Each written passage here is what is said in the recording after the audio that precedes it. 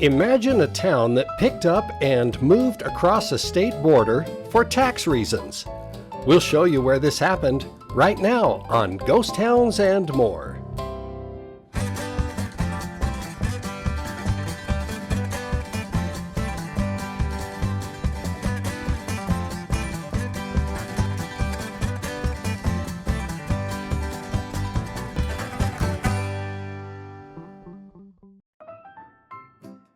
Aaron Denio was born in 1824 in Illinois and decided to relocate to California in 1860 to try his hand at mining, milling, and farming. For 25 years, he made a go of it before deciding to relocate again. This time, Aaron chose an unlikely spot to launch a new career, a remote location just inside the Oregon border where travelers between Nevada and the Oregon rangelands could use a supply station. The year was 1885. Starting out with next to nothing, Aaron built a humble sod and mud house and began a supply station for travelers between the two states. The venture was viable as his homestead developed lodging and a mercantile for supplies. The location was soon called Denio, and a small town developed. In these lonely, remote places, weary travelers forging dangerously long and dusty distances found relief with outposts like Denio, where water, food, supplies, and lodging were desperately needed. We can picture horse-drawn wagons arriving after days on the trail, travelers greeting Aaron and his family, sharing stories of the dust, heat, and open desert that stretched for miles in every direction. These early days were filled with hard work, long hours, and a sense of community that wouldn't exist anywhere else in the region. In 1888, a post office was opened, and Aaron served as its first postmaster, putting Denio, Oregon on the map. This made the town a recognized stop for mail and commerce, drawing more families and travelers to the area. Aaron continued to live here with his family until he passed away in 1907, leaving behind a legacy of determination and vision.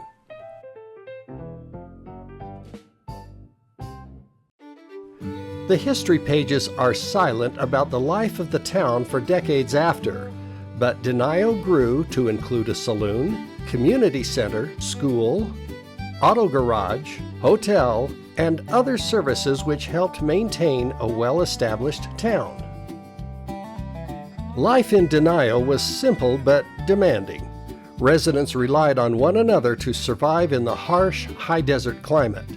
Summers were hot and arid, winters bitterly cold, and water was always a precious commodity. Residents hunted, farmed, and kept livestock, making the most of what the land could provide. Children attended the local school in town, where education and community events helped keep the town close-knit. Community gatherings, even simple social events, became the backbone of town life, fostering connection and resilience among the residents. After World War II, the town residents became restless. Just across the border to the south, the state of Nevada offered lower taxes with few restrictions for liquor sales and distribution, as well as gambling. For the small population of Denio, this seemed like a deal too good to pass up. Business owners and residents alike saw opportunity across a state line, and the move became inevitable. So in 1950, the town businesses and post office packed up and moved. On New Year's Day, 1951, the Denio, Oregon post office officially became Denio, Nevada, and has remained so ever since. The move was more than a change of address. It symbolized the resilience and pragmatism of the people who lived there. It reflected a wilderness spirit where a community could adapt and thrive even when the government and borders shifted. It also set a unique precedent, a town literally relocating itself to take advantage of different laws, taxes, and opportunities. Today, Denio is home to only a handful of people and is a quiet, lonesome outpost. The old cemetery of Denio still remains across the border inside Oregon, where Aaron Denio, the town's founder, has his grave. This silent site is a reminder of the town's origins and the man who started it all. The high desert surroundings of Denio offer a sparse but beautiful landscape.